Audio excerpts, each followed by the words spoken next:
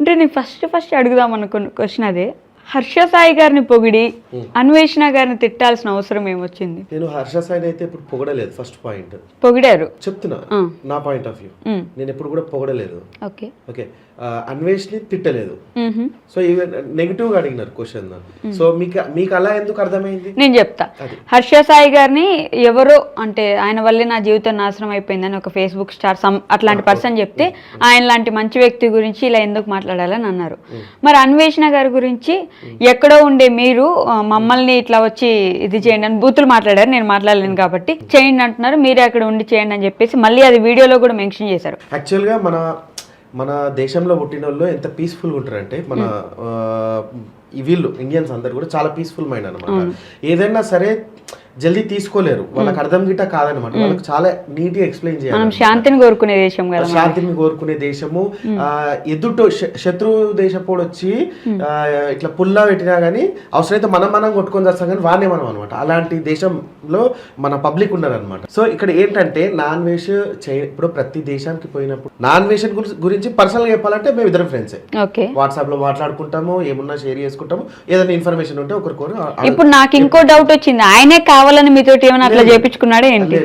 లేదు కదా, ఫ్రెండ్స్ అంటే మేము రెగ్యులర్ గా టచ్ లో ఉండము. ఏదైనా ఇన్ఫర్మేషన్ కావాల్సి వస్తేనే యూట్యూబ్ గురించి మాత్రమే ఫోన్ లో మాట్లాడతాం, లేకపోతే చాట్ చేసుకుంటాం, అంతే తప్పించి ఫ్రెండ్స్ అంటే ఇక రోజు స్కూల్ ఫ్రెండ్స్ అట్లా కాదు.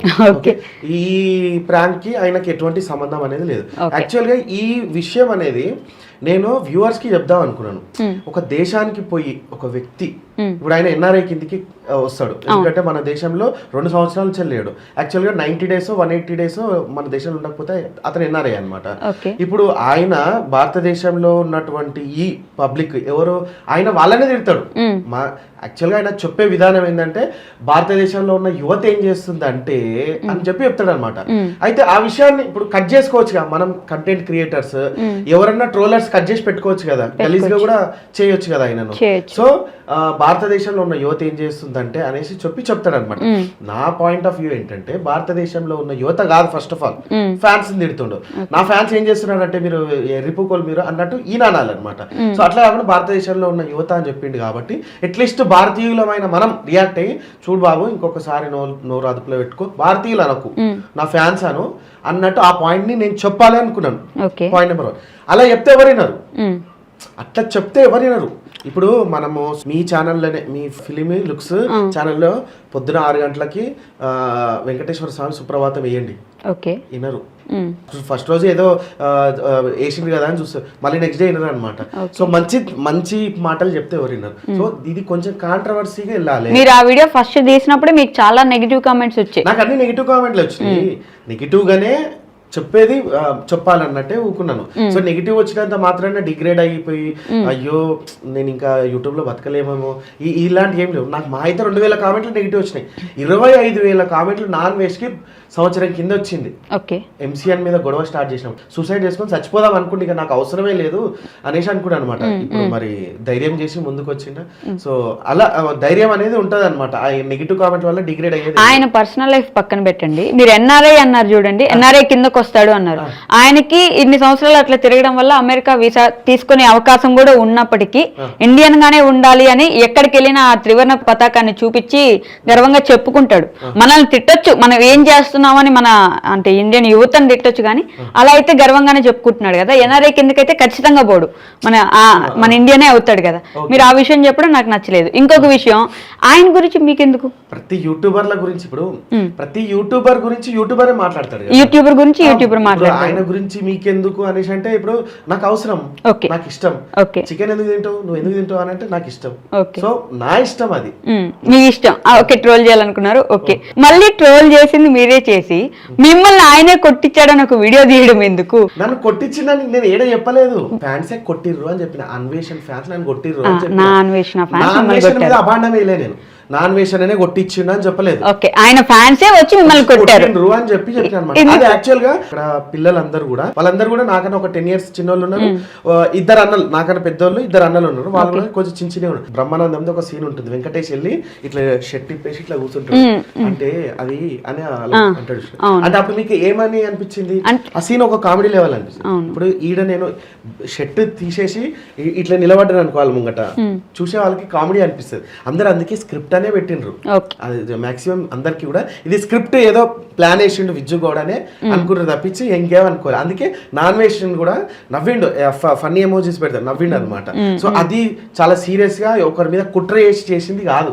నేను ఒక విషయం చెప్దాం అనుకున్నా, ఆ విషయం నేను డైరెక్ట్ చెప్తే వినరు. అదేంటంటే నువ్వు NRI లో ఉన్నావు, తిడితే ఏం తిట్టాలి? ఈ ఎడ్డోళ్ళు ఉన్నారు కదా, నిన్ను 80 pages క్రియేట్ చేసి నిన్ను పైకి లేవట్టు చూసిన ఈ ఎడ్డోళ్లకు నువ్వుగా తిట్టేది మేము తిట్టాలంటే తిట్టినాను. ఓకే, ఇప్పుడు ఈ విషయాలను పక్కన పెట్టి మీ పర్సనల్ లైఫ్ గురించి మాట్లాడుకుందాం కాసేపు. అంటే యూట్యూబర్ గా స్టార్ట్ అవ్వే ముందు ఏం చదువుకున్నారు, మీరు ఎక్కడి నుంచి వచ్చారు, యూట్యూబర్ గా ఎలా స్టార్ట్ అయ్యారు అసలు? మా అమ్మ నాయన వచ్చేసి అంటే భువనగిరి మొత్తం తెలంగాణ పోరాడు మీరు. భువనగిరి, కానీ మేము పుట్టింది పెరిగింది మొత్తం ఇక్కడనే హైదరాబాద్ లోనే. ఇప్పుడు ఇక మా డాడీ అయితే వచ్చి ఇక రూపాయి లేకుండా వచ్చి మిడిల్ క్లాస్ లైఫ్ మాది. నాదైతే ఓన్లీ 12th అయిపోయింది అంతే, అంటే ఇంటర్ సెకండ్ ఇయర్ అయిపోయింది. తర్వాత డిగ్రీ చేద్దాం అనుకున్నాను, కానీ కొన్ని ఇంట్లో ప్రాబ్లమ్స్ వల్ల మా డాడీకి యాక్చువల్గా చదివించే అంత ఉండే, కానీ మా మమ్మీకి హెల్త్ బాగాలేకపోతుండే అనమాట. తను పొద్దున్నే లేచి మాకు టిఫిన్స్ కట్టడం అలాంటి లేదు, ఆమెకి హెల్త్ బాగాలేదు, చనిపోయింది. ఆమె క్యాన్సర్ 2018లో చనిపోయింది అనమాట. సో ఇక ఆమె హెల్త్ ఇష్యూ వల్ల మేము చదువుకోకుండా షాప్స్ పెట్టుకున్నాం. అంటే ఏం చేసేవాళ్ళు నాన్నగారు? డాడీ బ్రెడ్ బండి నడిపెట్టాడు. ఓకే, మమ్మీ ఏమో హౌస్ వైఫ్, డాడీ బ్రెడ్ బండి నడిపెట్టాడు. ఇక మేము 2013లో షాప్ పెట్టుకున్నాం, మొబైల్ షాప్స్. ఎంతమంది మీరు పిల్లలు? నేను మా అన్న. ఓకే, నాకన్నా మా అన్న ఒక 2 years పెద్ద అనమాట. మేమిద్దరం కూడా షాప్స్ చూసుకునేటోళ్ళం. అయితే ఇప్పుడు ఈ యూట్యూబ్ లోకి నేను ఎట్లా వచ్చిన అంటే, యాక్చువల్ గా నాకు అసలు యూట్యూబ్ గురించి తెలియదు, ఇన్స్టాగ్రామ్ గురించి తెలియదు, ఏం తెలియదు. ఈ టిక్ టాక్ అనే ఒక వింత ప్రపంచం ఉంది కదా. కోవిడ్ వచ్చినప్పుడు హాలిడేస్ అనేది ఇచ్చిండ్రు కదా, మొత్తం ఆల్ ఓవర్ ఇండియా హాలిడేస్ వచ్చినాయి. ఆ హాలిడేస్ లో షాప్స్ ఒక టైం టు టైమే ఓపెన్ చేయాలి, 8 o'clock to 11 తర్వాత బంద్ అనమాట. ఈ 8 o'clock to 11 కూడా ఎవరు గిరాకీ వచ్చేటోళ్ళు కాదు, బయటకు మాస్కులు పెట్టుకొని రావాలి, అంత కండిషన్ ఉంటుంది. షాప్ లో ఖాళీగా ఉంటున్నా అనేసి కొన్ని వీడియోలు చూస్తూ ఉండేది, ఇట్లా ఇట్లా ఇలా చూస్తుండే, అలవాటే కదా. సో అప్పటికి ఇన్స్టాగ్రామ్ లో రీల్స్ అనేవి రాలేదు, టిక్టాక్ పోయిన తర్వాత అట్లా చూస్తే కొంచెం అదేదో తేడా తేడా తేడా కనబడుతుంది, అందరు మస్తు లైక్లు ఉన్నాయి, ఏంది అనేసి ఇక కోపం వచ్చింది అనమాట. నేను మనుషుల ముందు ఇంట్రోవర్ట్ని, కెమెరా ముందు ఎక్స్ట్రోవర్ట్ని అనమాట. నేను పర్ఫార్మెన్స్ ఇక కెమెరా ముందు ఇవ్వాలంటే ఇచ్చేసేస్తా. అయితే ఈడే ఫస్ట్ చెప్పాలంటే ఫేస్బుక్ స్టార్ గాడే అన్ని వింత వింత వీడియోలు తీస్తున్నాయి అనమాట. ఆడ కింద చూస్తేనేమో ఆప్షన్లు చూసిన ఏముంది ఇంకేమైనా కామెంట్ చేయొచ్చా అని చూస్తే ఆడ ఒక స్టిచ్ ఆప్షన్ ఉంది. స్టిచ్ ఆప్షన్ కొడితే వానికి ఒక 60 seconds 30 seconds కట్ అయితే 30 seconds నాకు ఆప్షన్ ఇచ్చింది. ఏంట్రా వారు ఇట్లా చేస్తున్నావు, ఏమరా అంత గమ్మతి చేస్తున్నావు, సిగ్గుందారా నీకు అని అడిగినాను. అది నెక్స్ట్ డేనే నాకు 500 followers కూడా లేకుండా నెక్స్ట్ డేనే 7,000 మంది ఫాలోవర్స్, 1000 కామెంట్లు, బాగుంది. అంటే ఒక 10 వీడియోలు చేశాను. ఇక అనేసరికి అరే ఇదేదో బాగానే ఉంది కదా, నాకు కూడా ఫాలోయింగ్ జరుగుతుంది అంటే 15 days లో ఒక 66K అట్లా వచ్చిండ్రు. తర్వాత టిక్ టాక్ అనేది పోయింది అనమాట. దాని త్రూ ఇన్స్టాగ్రామ్ లోకి రమ్మంటే ఇన్స్టాగ్రామ్ లోకి వస్తే అది కూడా కొంచెం బాగానే ఫేమ్ అయింది. ఇక ఆ తర్వాత యూట్యూబ్ లో కంటెంట్ క్రియేట్ చేయొచ్చు కదా, మీరు మీ స్లాంగ్ బాగుంది, ఇంటర్వ్యూస్ ఏమైనా చేయొచ్చు కదా అంటే వీళ్ళనే పిలిచి, మళ్ళీ నేను ఎవరినైతే ట్రోల్ చేసినో వాళ్ళనే పీస్ఫుల్ గా పిలిచి కూర్చోబెట్టి మీకు ఏమైనా సిగ్గు అదే విషయాలు ఇక్కడ అడిగినాను అనమాట. అవి కూడా కొన్ని హైలైట్ అయినాయి, కొన్ని హైలైట్ కాదు అట్లా.